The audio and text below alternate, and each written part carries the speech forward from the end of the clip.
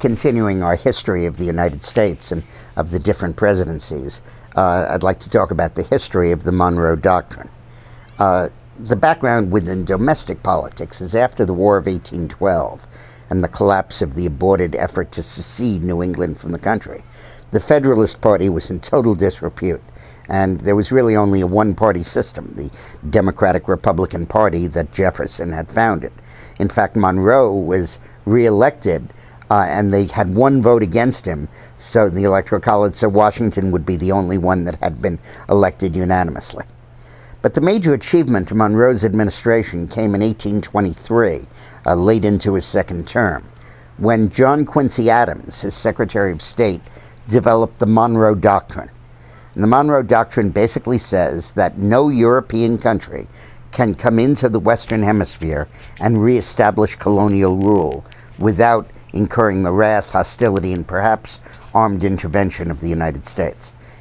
It took place after all of these southern, South American and Central American and Caribbean countries had thrown off the yoke of European rule, largely Spanish and Portuguese, and they were all newly created free countries. Well, most of those revolutions took place during the early years of the 19th century, and the reason they did was that Spain was busy fighting France in a war in Europe and couldn't send troops to protect her colonies. In fact, France occupied Spain during much of that, and Napoleon wasn't going to bother with restoring those colonies to Spain. Why should he? So now that the war had ended and Napoleon was defeated, the European powers began to look to the Western Hemisphere and saying, let's reestablish colonial rule over these countries. And to keep democracy under control and keep the monarchies in place after the French Revolution and after Napoleon, they set up a quadruple alliance of monarchs, Austria, Russia, Prussia, and France. The French had a newly restored monarchy. Britain was not part of that, but was allied to it, somewhat tangentially.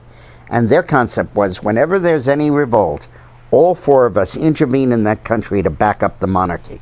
Otherwise, the Kaiser and the Tsar and the Emperor of the Austro-Hungarian Empire and the newly crowned king in France would themselves be under threat.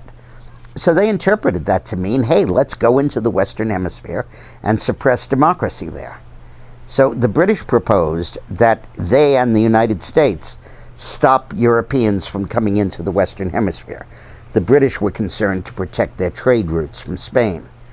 And Monroe wisely said, no, we're not doing this with you, Brits. We just fought the War of 1812 with you. We're going to go in by ourselves and declare that we are not going to permit European countries to colonize these newly created countries. Now, John Quincy Adams said, we should not go forth in search of dragons to destroy. Meaning that while we're idealistic in the U.S. and we want democracy, we don't go around the world looking for opportunities to overthrow tyrants. But he said if they come to our hemisphere, yes, we should intervene, and yes, that would be important. Then Theodore Roosevelt put a corollary on the Monroe Doctrine, where he basically said that if any Latin American country is acting in such a way that it is likely to trigger European intervention, we, the United States, will go in and make them clean up their act. And that was used really as an excuse for tremendous American imperialism throughout the Western Hemisphere. We sent the Marines in 30 or 40 separate instances to make countries pay debts or pay customs duties or stuff like that. But the Monroe Doctrine has remained a very important part of American policy. And now it's under real threat because you have an anti-American axis in Latin America of Cuba, Nicaragua, Bolivia, Ecuador, Venezuela, and part of the time Brazil and Argentina that are sharply breaking with the United States under the leadership of Castro and Chavez. And we've got to be very vigilant in making sure that we continue with the Monroe Doctrine to assure freedom throughout South and Central America. Thanks a lot for watching.